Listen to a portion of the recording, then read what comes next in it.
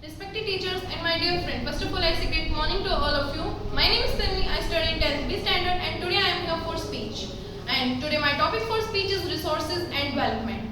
So from the chapter name our question arises, what are resources?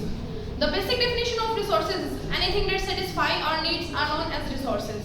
But the brief definition of resources is anything present in our environment that is economically feasible, culturally acceptable and technologically accessible are called resources.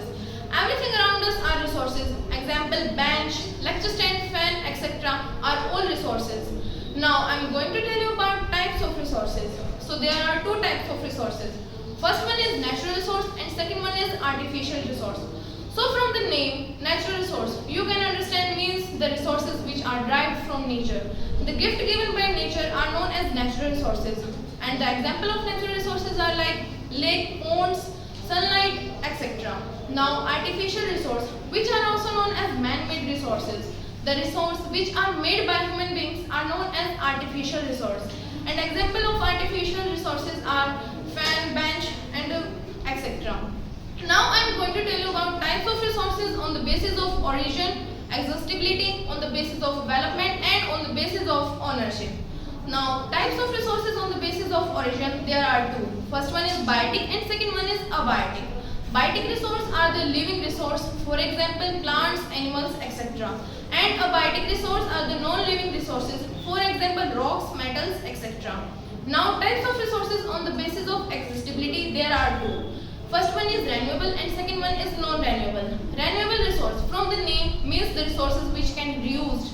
The resources which we can reuse again and again. After one use they don't get replenished are known as renewable resources. And the example of renewable resources are sunlight, air, water, etc. Non-renewable resources, the resources which cannot be reused means after one use they get replenished are known as non-renewable resource.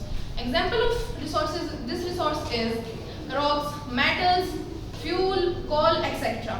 And now the types of resources on the basis of development. There are four. First one is potential, second one is stock, third one is develop and fourth one is reserve. Now potential resource. What are potential resources? The resources that are actually present in our environment but present in a particular region. Like in India, the black soil is present in only some particular states of India, like Maharashtra, Chhattisgarh, Madhya Pradesh, etc. Now, potential resource is done and now is developed resource. The resource like we can take example of potential resource. Give them more quality, improvement in them are called developed resource and they are ready to use now are developed resources. Now, stock resource. The resources which are present in very large quantity but they are not in use now. People are not making use of these resources are called stock resource. Now reserved resource. Reserved resource are which are being conserved for the future use because they are present in very limited quantity. Now let's move on the last one type of resource which is on the basis of ownership. There are also four. First one is individual, second one is national, third one is international and fourth one is community. Now individual resource. What are individual resource? From the name means for specific person. The private property which belongs to a specific person are called individual resources. For example, their land, house, etc. Now national resource. What are national resources? The resources which is owned by national government. Means Indian Oceans. The minerals found in the oceans, rivers are come under the government of India. Now international resource. The resource which means all of the countries all over the world can make use of these resources like rivers, lakes are used for the transportation of fuel, petrol and other minerals. Now last one is community resources. The resources which is owned by a group of people are called community resource. For example, Gram Panchayat. Now let's move to the next topic which is resource planning in India. How resource planning done in India?